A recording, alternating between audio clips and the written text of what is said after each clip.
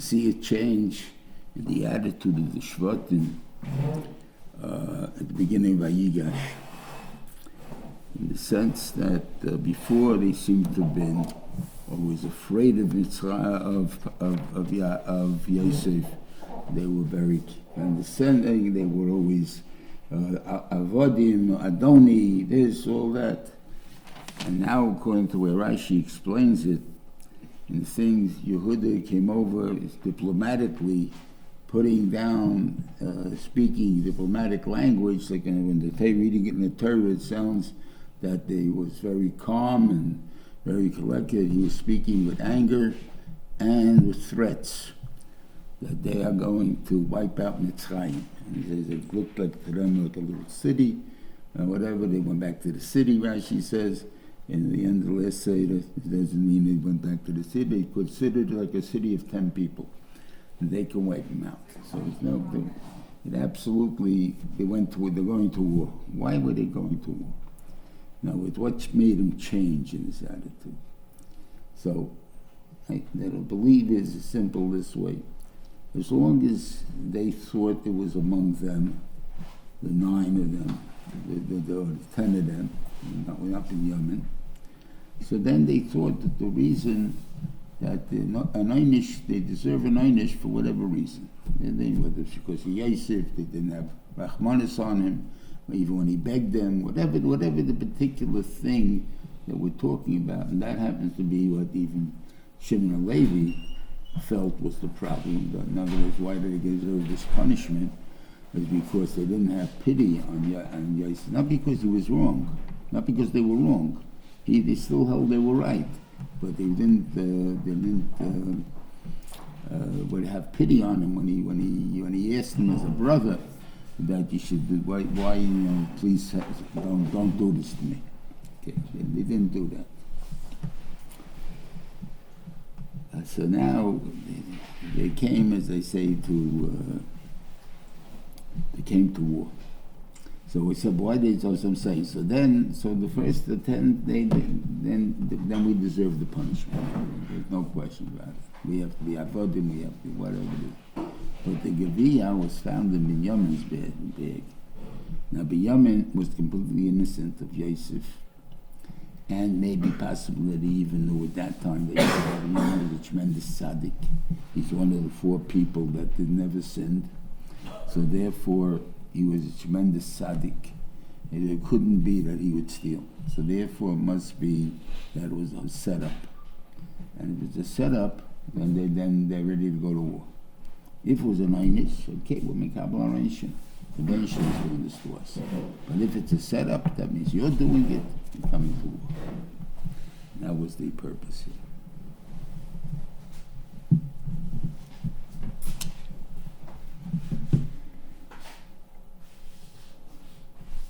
Okay.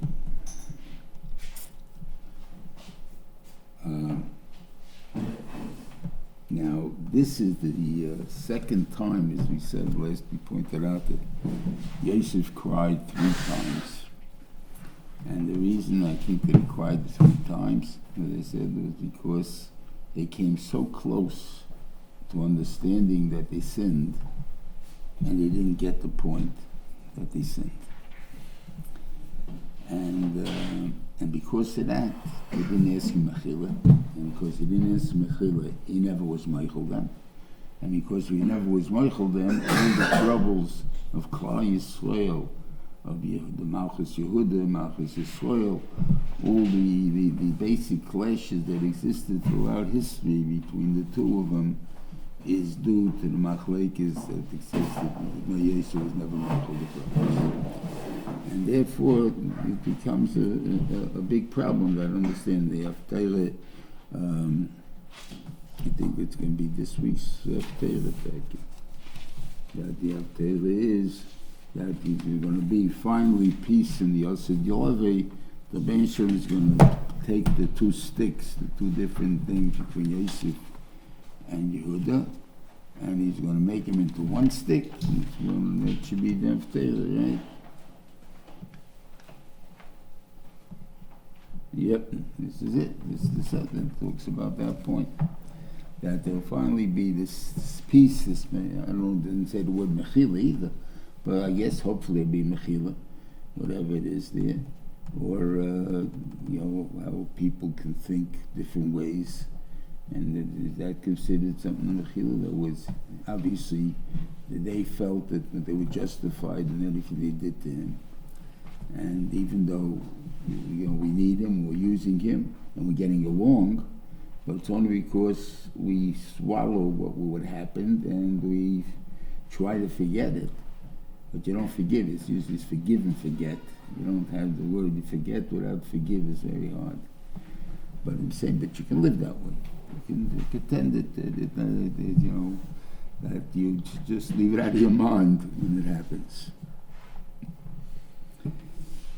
So this is So when he saw that they're going to war, so all of a sudden he decides he has to identify himself at this time, without waiting for the end results that they'll finally admit to their guilt.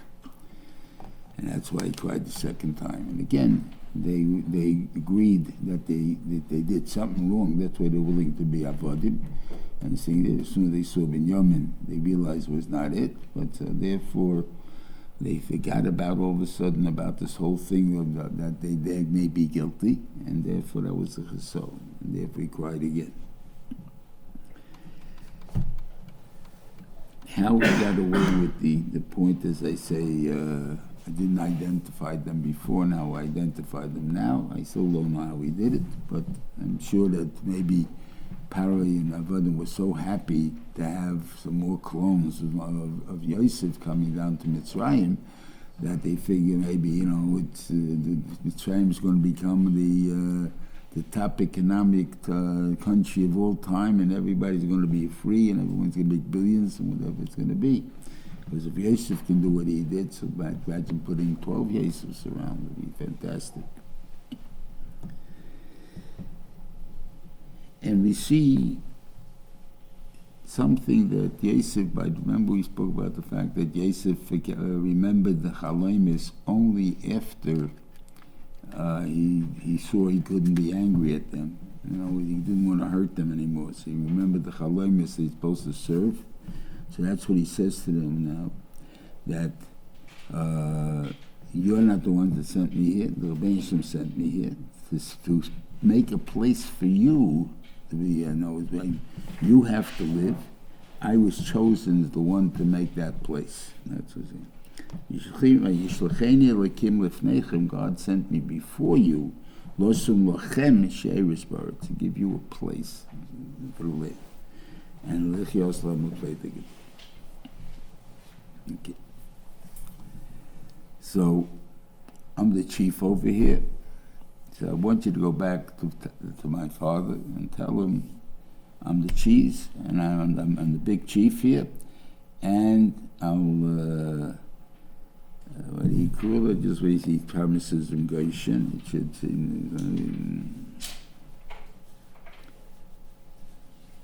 he said when you shafta be'el Goshen, you won't have to be in Mitzrayim. You'll have a separate country. You can be. You'll have your own ghetto. Whatever you want to call it, but the ghetto you created, not a ghetto that was created for you. In other words, there's a place there where you can have a tremendous area and be separated from Mitzrayim. And I'll take care of you because you still got 5 years. Now, again, Yosef doesn't seem to get the idea that the fast was only to bring down the short term, because the fast ends as soon as they come in. Right? So at this point, he doesn't realize that point. He doesn't know why the fast, why there was a hunger for 7 years. But whatever it is, so as far as he's concerned, there's still 5 years to go. The thing there, when in reality, when they come down, now they say, the Medrash brought down that there was still 5 years, the 5 years that were owed came later. But there was the fast, the hunger came back for 5 years. So in other words, that hunger began. How bad a hunger was it? How wasn't it? Doesn't talk that they prepared for it. So I don't think it's going to be as bad as this one was. Or you're going to say, since grain, well, it does spoil, obviously, because but maybe Yosef's grain didn't spoil even for later. So there was always grain around to sell later also. So because obviously he collected for 7 years, so obviously there's going to be enough grain for 7 years. And that maybe only affected Mitzrayim, not El Canaan. So there's definitely enough stuff. Okay, and you don't have to worry about it. Otherwise, don't take the furniture. Don't take. I mean, the animals obviously they took, but don't take it. Don't take the furniture. Don't worry about what the furniture can buy. You're going to have furniture here. You want to take your favorite dresser. Take your dresser, but don't go around worrying what you need. Whatever you need, you can find here. Mainly, just go. Okay. And it's interesting that it's pointed out that the Agalis came from Pari, not from Yosef. On the other hand, what does Rashi say? He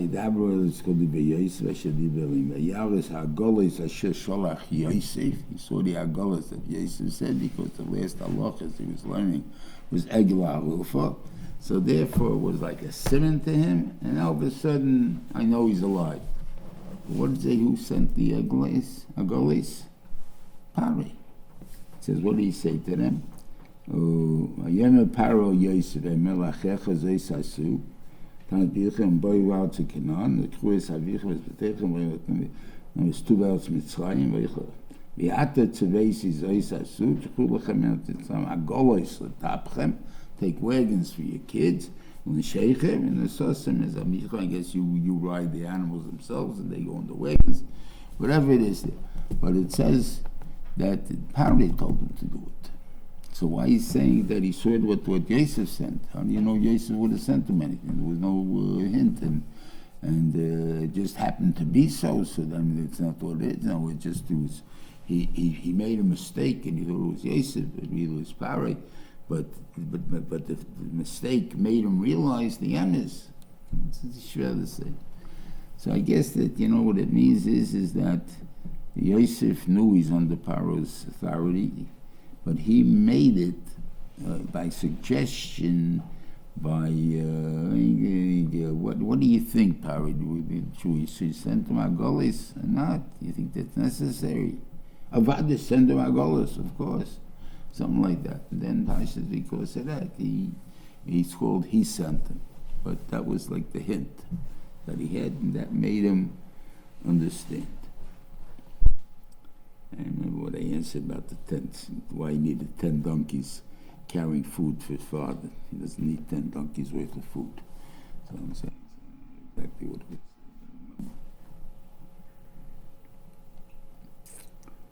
Okay.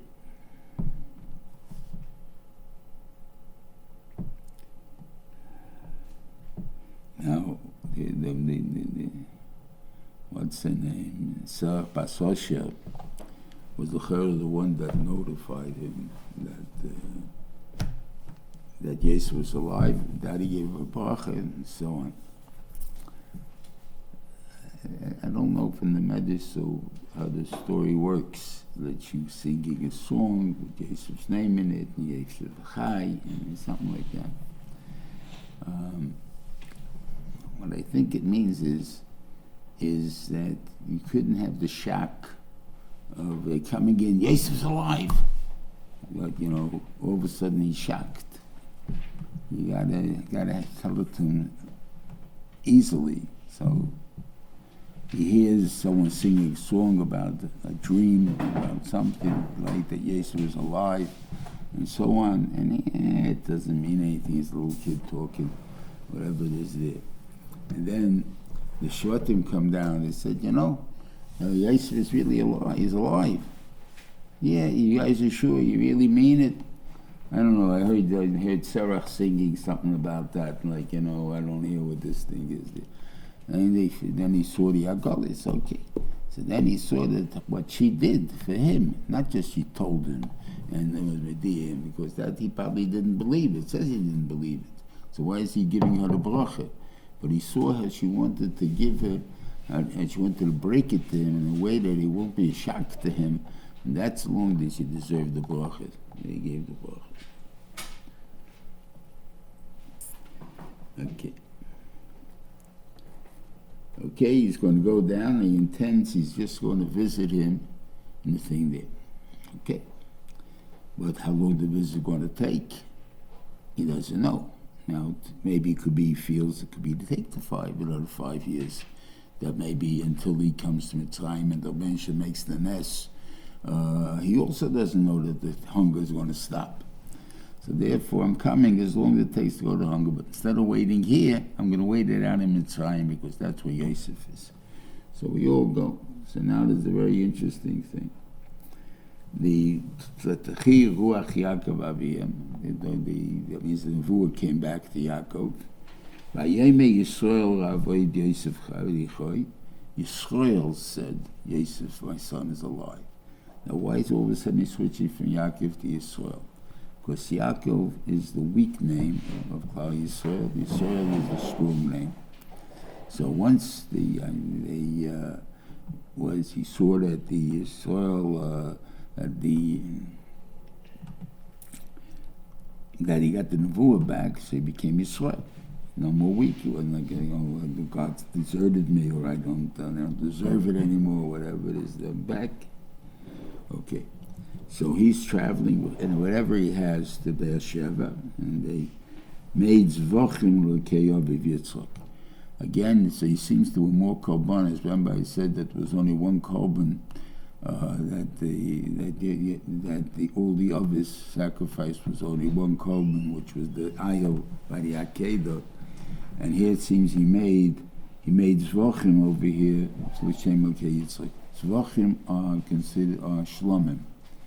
So therefore, we're not. Maybe that's not counted.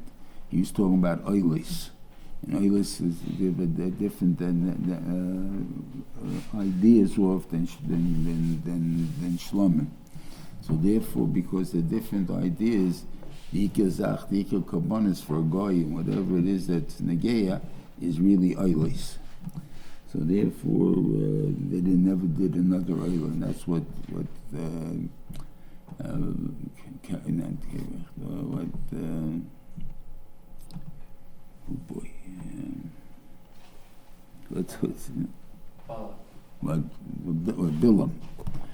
Bilam wanted to do together with Balak was he said that we sacrificed 2 behemoths, and each one is being made oilis, and that you don't find by the others except the one.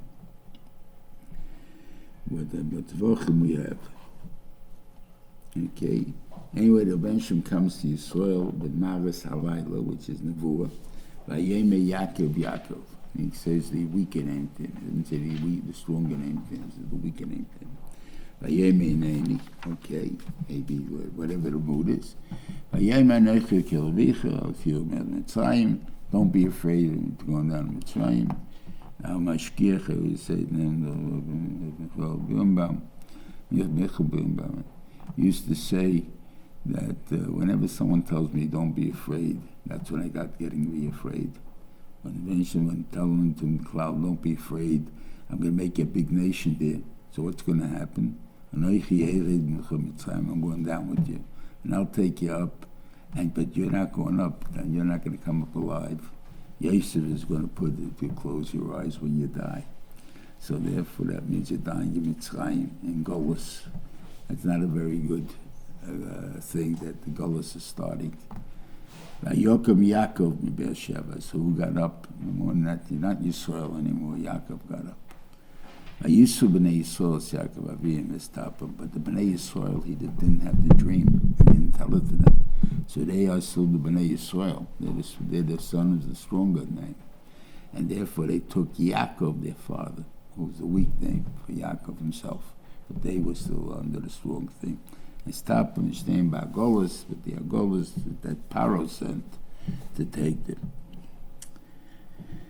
And they took all the mikneim v'suchushim, so therefore they did take their properties and stuff. But I'm saying, but it means that the things you're endowed with and stuff like that, don't be afraid to leave it. Yeah. Okay. He gives you the names. Okay.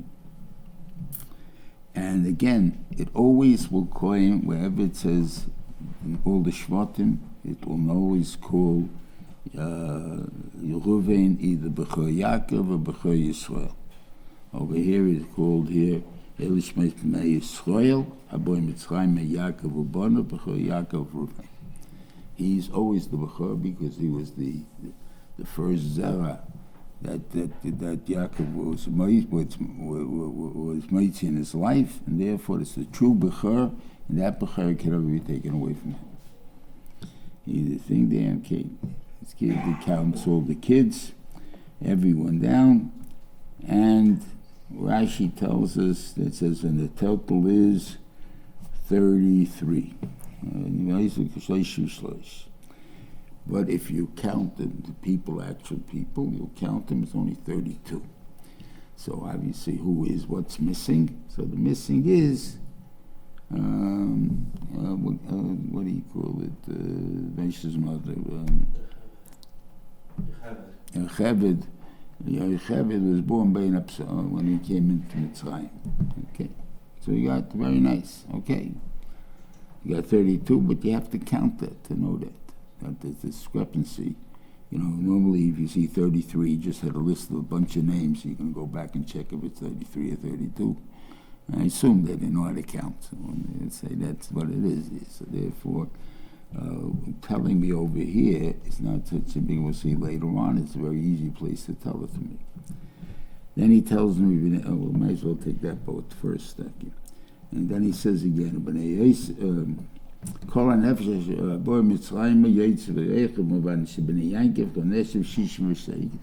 66. When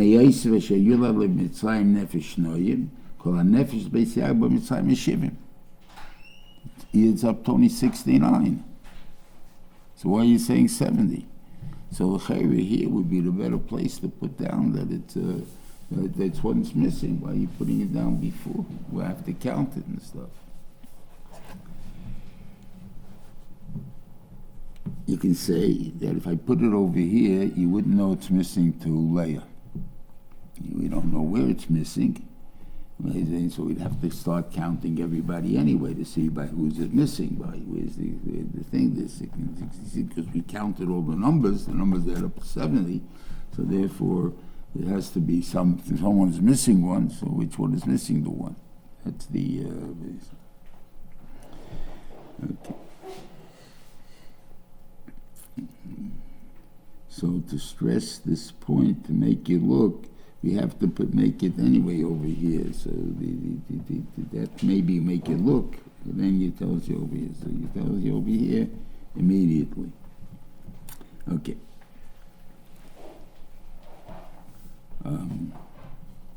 It's also one of the things there was Machlekes Rashi and Ramban back by Hagar and by Billah and Zulpa.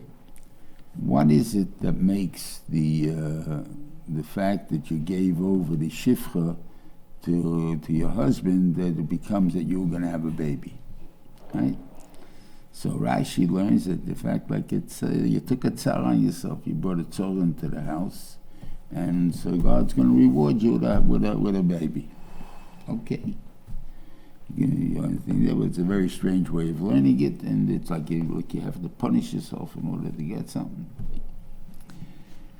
The Ramban learns simply because you're a shifcha, and you belong to me totally. So any baby that you have birth is my baby. If it's my baby, especially for my husband, so then it's really my baby, and I'm going to make sure that this counts as if it's my baby. So that's really having the baby.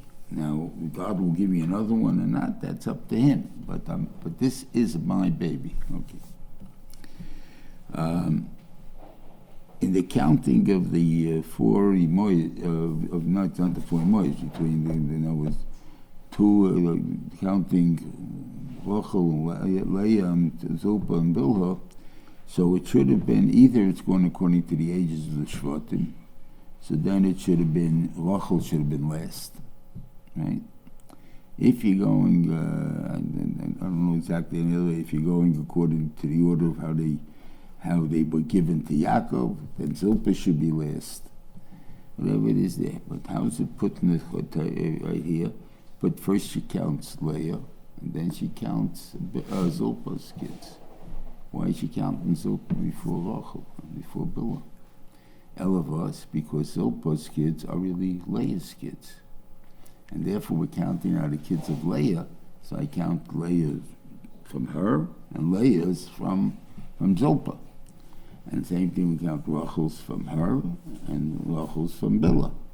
Even though Bilhah's kids were born first, whatever it is there, but that's the first accounting my kids from me, then my kids from Bilhah. But we're counting only two types of kids, Leah's and Rachel's. We're not counting the other kids at all as their kids of Zilpah and Bilhah. Also, what referred to here is what? It says, Nosan Leiva B'Labita, he doesn't say anymore Shifchas. Somehow they got graduated to somehow beyond Shifchas, just that they were given by Leah to Yaakov. So we understand if how they had the power to give it, it must be that she was the Shifcha. But it doesn't call her a Shifcha anymore, as opposed to the other times that they mentioned. So I think the reason for that would be that because both Rachel and Leah were both dead at this time. So since these two were still alive, maybe he took them as full wives now. In other words, they graduated into being wives. And that's why they put that just that they became the wife because he was given by Leah and Rachel. Okay. He also sends Yehuda to set up the yeshiva over there. Very so fun.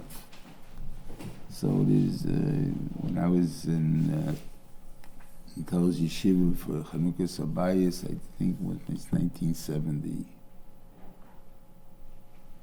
maybe even earlier. No, it's earlier. It has to be earlier. 65. In 65.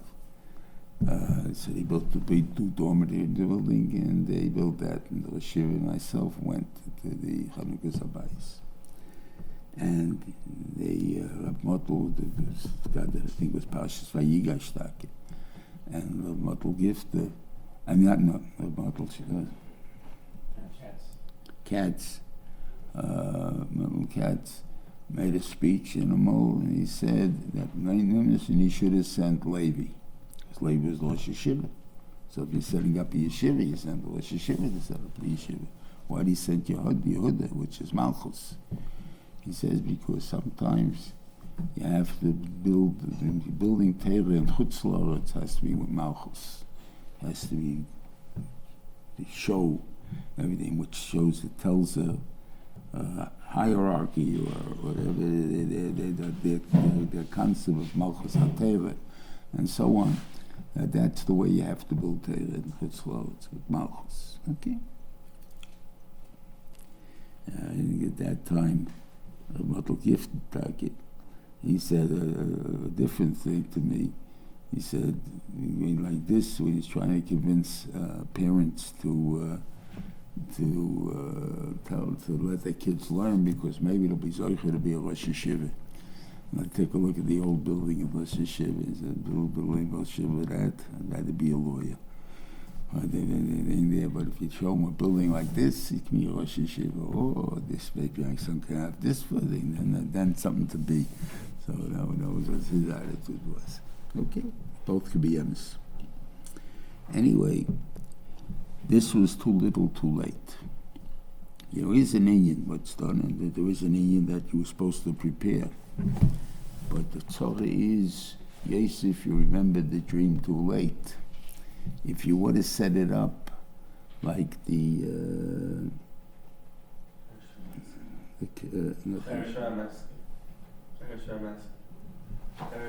Harav and the Mansi, they sent down. They went down 11 years before, but they went down with Chanya to Bavel.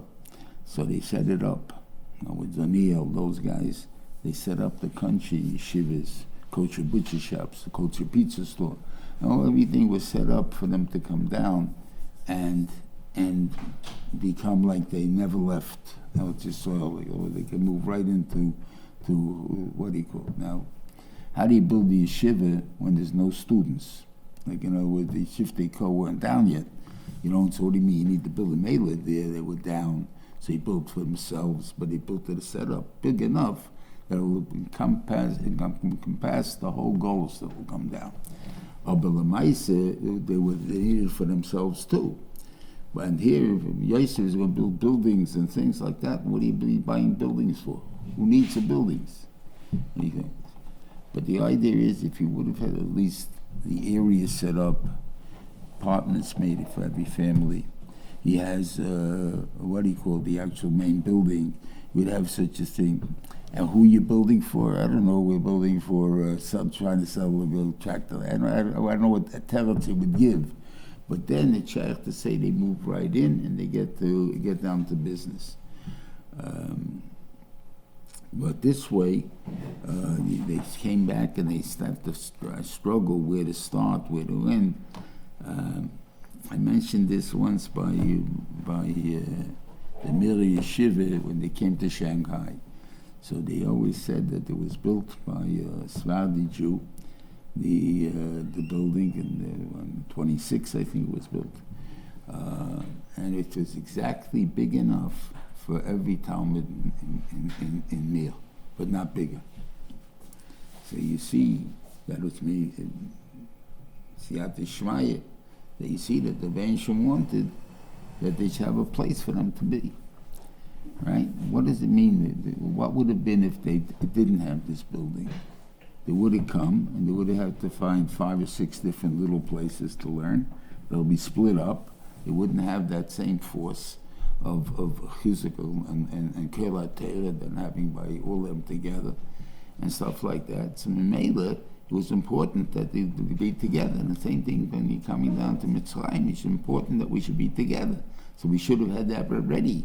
And that wasn't ready. So now we need someone that's going to somehow organize it in a way that's going to either make up for it or protect it from falling apart first, whatever it will be there. So therefore, that was Yehuda's job. So it's too little and too late, as we call it. Well, Maise, he did it.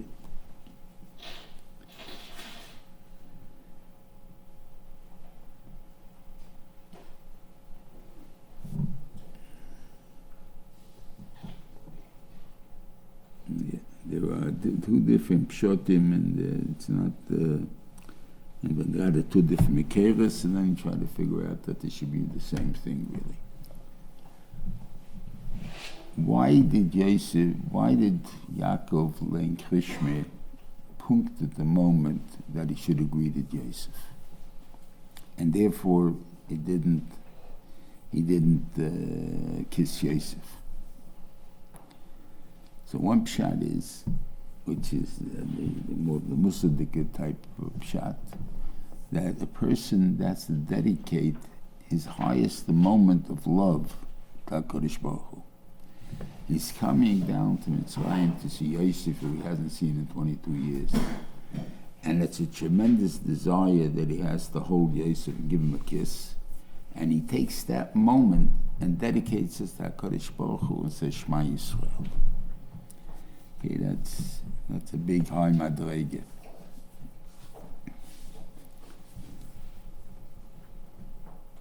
There is another in Masechtas Ketanis that says, and that's also Masechtas Ketanis, that he learned Krishma. He didn't say why. He can touch it up simply. Another one is, why didn't Yaakov kiss Yosef? Because he was choshed because of his beauty and everything else, that he had incestuous relationships in Mitzrayim. He didn't really, but he had definitely machshava, and could have come almost to Maisa.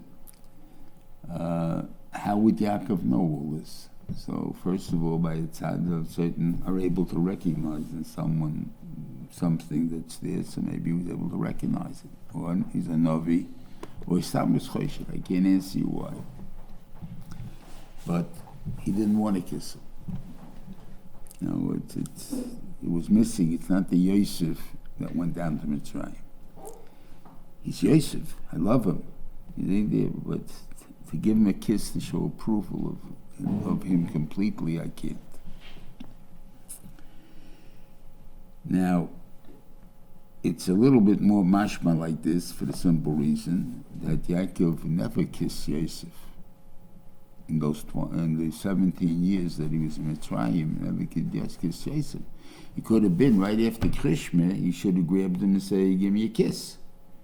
Okay, I dedicated my kid by my thing to Avodas Hashem, but I got 17 more years, I never kissed you, I never wished you mazel tov for anything.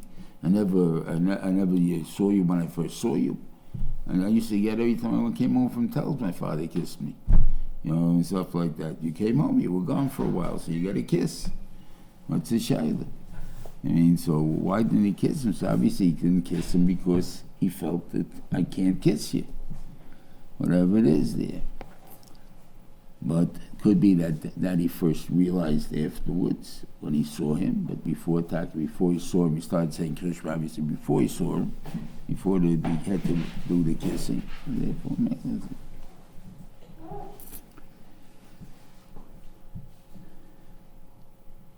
then Yosef is worried about what you call assimilation.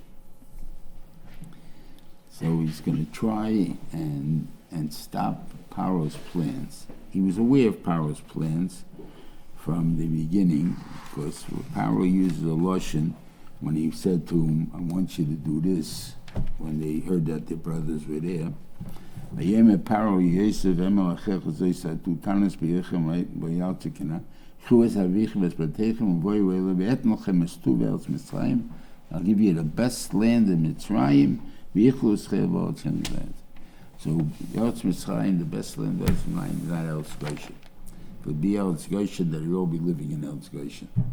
So obviously, it's not the best land in Elz Mitzrayim. The metropolis was, whatever it is, or maybe people are not interested in agriculture. So what do you call it? Goshen was an agricultural state, and Mitzrayim was a metropolis, a business state, and everything else. I can't answer you why they were being used. But Paro's kavanah was, I want you to be in the metropolis. I want you to be in Mitzrayim, in the hub of where all the people are, where all our cultural institutions are. That's where we want you to be. Okay? Yosef understood this, that's going to be Paro's kavanah. Of course, he wants to use the Jews for the betterment of Mitzrayim, not for the benefit of the Jews, but he wanted them to be able to raise up the standard of Mitzrayim, whatever it is. And therefore, it was important for them to integrate and assimilate. So Yosef tells his brothers, I want you to tell them that you're shepherds, you're the son of shepherds. It means your ancestors were shepherds. So they'll leave you alone, because Te'avas Mitzrayim Kol Royei Tzayin. It's an abomination being a shepherd. Now you'll see in a minute how he says, I also have flocks of sheep, right? And the flocks of sheep that Paro has is flocks that designate them as gods. So the person that takes care of them is going to be a very dignified person. Whatever it is, they probably have small flocks. They're not talking about thousands of sheep. They're talking about a few sheep. And you have one shepherd on it, showing that he's how we treat our gods here. And whatever it is, so it's a dignified job. Our job, your job, is you're shepherds of thousands of sheep used for meat, used for this thing, and that's a Tevas Mitzrayim. You look like it, you wear dirty clothes, or your clothes become dirty, you wear the work clothes, and stuff like that. So it's a different type of shepherd that we're talking about. So you're supposed to tell me that type of shepherd. What's the purpose of this? The purpose to say that we stay separate from you. In other words, you're superior to us. Not that you're superior to us. It's the main point to tell them. That you are more elegant, you're we're more barbaric, if you will. We still eat meat and stuff like that. No, it's some kind of differentiation of putting the Mitzrayim in a higher sphere as gentlemen in the world that we are. So they feel superior to us, so they feel they use us. I remember once seeing, I think, mentioning a film or a movie or a piece of, I don't know what they called it, but it's only a little piece of it, where they wanted to, where the time of 67 war, Syria wanted to show that they have Jews living there and that they respect them. They're doctors and they're lawyers and whatever it is. So doctors and lawyers, so they're attacking elite. So how come you can, to have a smart Jew as a doctor, he works for us, right? I got when the Alaska CEO of a company, I got the best accountant working for me. I got the best lawyer working for me. I got the best doctor working for me. In other words, but they're working for me. I don't know this. I don't have any care, but they're subject to me. They work for me. That's the part that they want, that thing. So as long as you feel that way, then we have no problems. Once you feel that we rule over you, then all of a sudden we have problems. That's the point that we wanted to use us. Feel you're using us, but leave us alone. And that's why they say, told them so. We have to keep separate by making them feel that they're better than us. That's the important part. Okay, so you did this thing. Okay. Anyway, Yosef brings the brothers, then he brings the 5 weakest brothers. I don't know exactly what it means, the 5 weakest brothers, but I guess they don't look as imposing as the other 5, the other 6. But Binyamin didn't take it all, so that doesn't make a difference, I'm saying. Okay, and he says, if you notice any big one, we'll put them for my sheep. Okay. The bracha that Yaakov gives to Paro is that the Nile should rise for him whenever there's a drought or whatever there's no drought, whenever it is that they need irrigation, they would, by him going towards the Nile will rise to him. And that made him into a god. That's why they thought he was a god, or he treated himself as a god in Mitzrayim. Anyway, it says the pasuk, first pasuk, if the Shvi, Vayeshiv Yosef Aviv Esechov, Vayitin Lehem Achusa Be'eretz Mitzrayim, Meitavoretz Be'eretz Ramses Kasher Tziva Pari.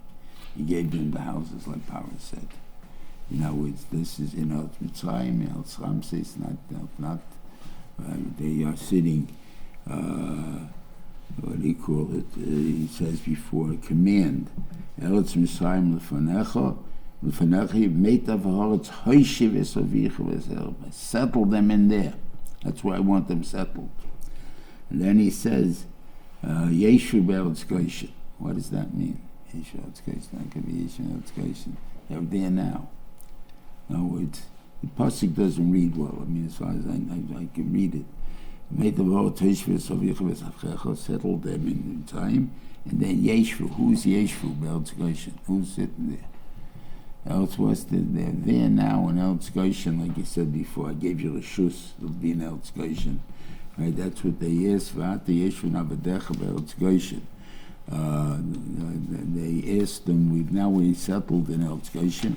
And Pari agrees to it somehow, right? And he doesn't then, so we can't say he's changing his mind. All of us, I want you to make sure they have land in Mitzrayim also. Either they'll use it as a place to relax for the weekend, or they'll come to work there and relax in Eretz Goshen for the weekend. But B'Lamaisa, they're going to be part of Mitzrayim. And they're going to be kids that are going to decide to be in Mitzrayim all the time. And the family will be split, some living in Mitzrayim, some living in Goshen. And we see the Emerson that's really happened. Because you see by Makkah B'Chayres, it said that when any house that a Jew is in, the Mitzri still got killed, and the Jew was saved. What's a Jew do in the house of a Mitzri? Where the thing is that you live in Goshen. Why are you over there? It's Goshen, he didn't give anything, any Makkahs, but now for somebody gave him. So what are you doing in Eretz Mitzrayim? All of us, we live here. So there was people that did live there, and therefore that was what he hoped for. That in time, everybody's going to move into Eretz Mitzrayim and whatever, or at least a good businessman, a good what he calls, and then we can use the country will be the way with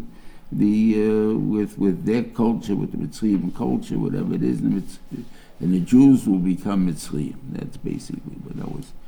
That was Paro's plan, and that's what Yosef had to do. He had to give them the houses, otherwise you can't impose Paro, but whatever it is there. Obviously, he still had stayed in Goshen. Then he explains what happened in Mitzrayim. And he gives it 2 years. And in these 2 years, he took all the money, all the land, and he made all the people avodim in 2 years. Right? First of all, there should have been a revolution. Right? Any time you try to do this to any country, the king, there'll be a revolution. Right? Why wasn't there a revolution? Secondly, what favor did you do Mitzrayim? You didn't do us a favor. You just took us for avodim. You made us into slaves. So how are you going to say? You should remember what you did for Mitzrayim. You didn't do anything for Mitzrayim. You did it for Paro. Paro became a king of all over the world. Now, when the Pharaoh became, his kingship became different. Originally, he was a king, first among equals. Now he's a king. I am Mitzrayim. I own everything in Mitzrayim. Everything there is, every person, every animal, everything that exists in Mitzrayim, I own. It's a big difference in the type of melech a person is. So what God does for their safety? So obviously you got to say that Yosef did not do this to impose himself. Why didn't they have their revolution? Because he didn't raise the prices on them because I got the food and you don't. Originally he was selling it for a very reasonable sum.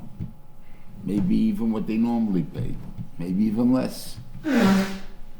And he continued doing that, no question about it. But they were able, or they thought they would be able, to to have some of their own food, which they tried to keep.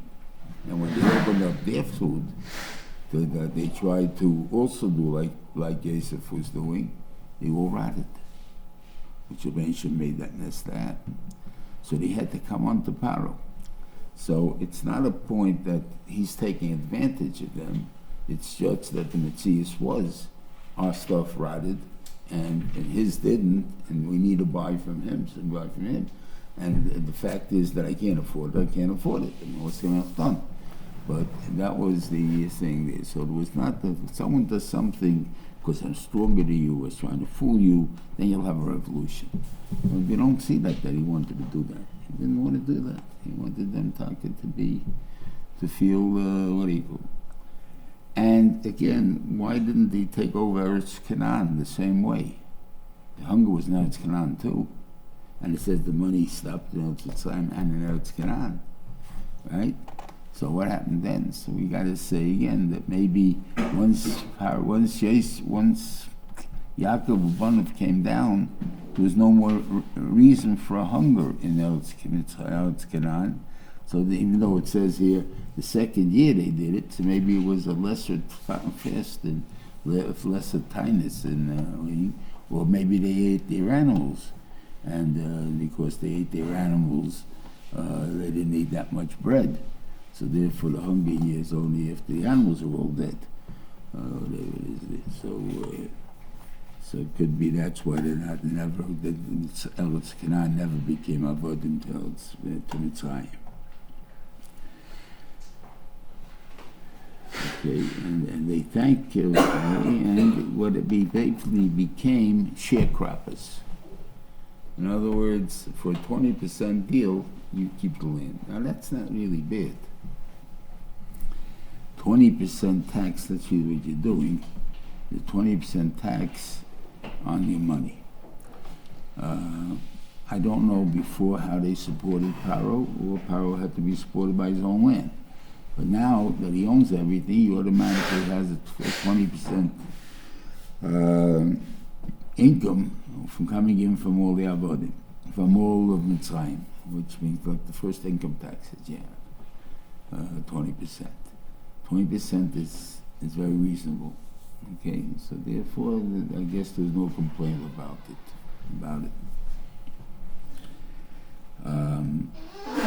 He says, after he bought them, what did he do? He moved them from area to area. The reason for that is the same reason as Sancheirav had for replacing all nations. You know, when he captured this nation, he replaced it with another nation he captured. And therefore, nobody was on its own land. He bilbul kololam koli. He mixed everybody up. Nobody knows who's who, where they come from, or whatever it is. And the reason he did that, because there's no loyalty to the land. No one can say, I want this because free Ireland, because Ireland for the Irish, Poland for the Poles. It doesn't make a difference who lives here. We're all Americans. What difference it make, right? That's the way it is.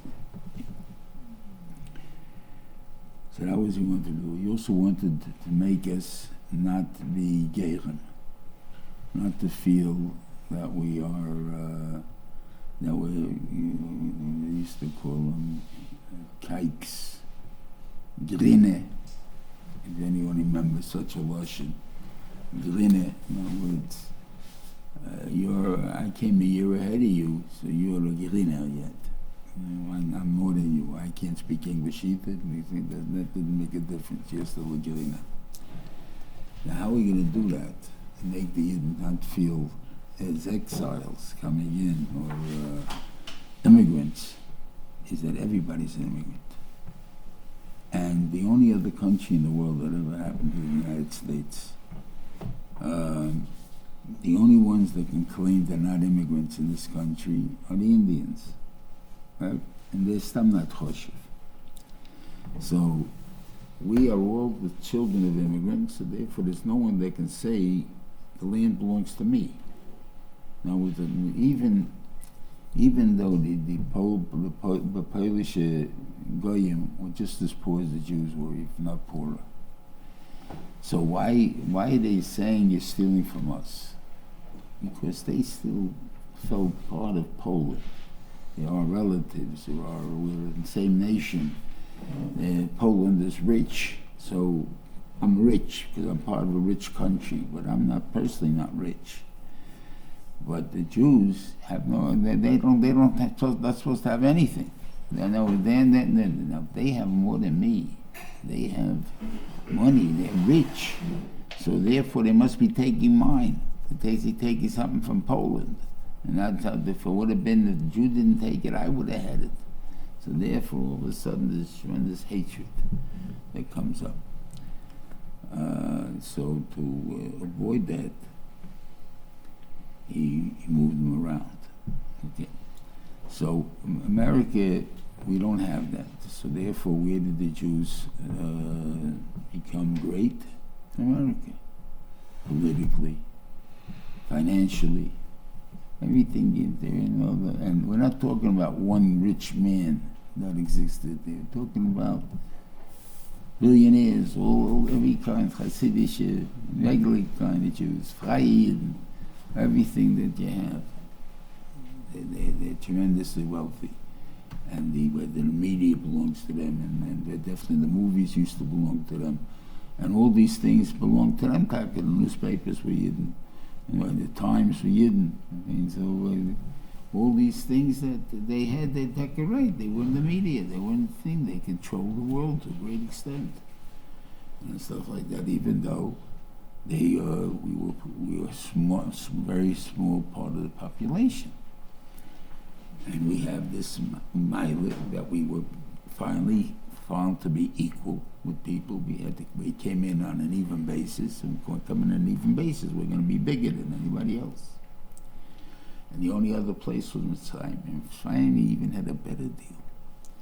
Because Mitzrayim, everybody was an Eved.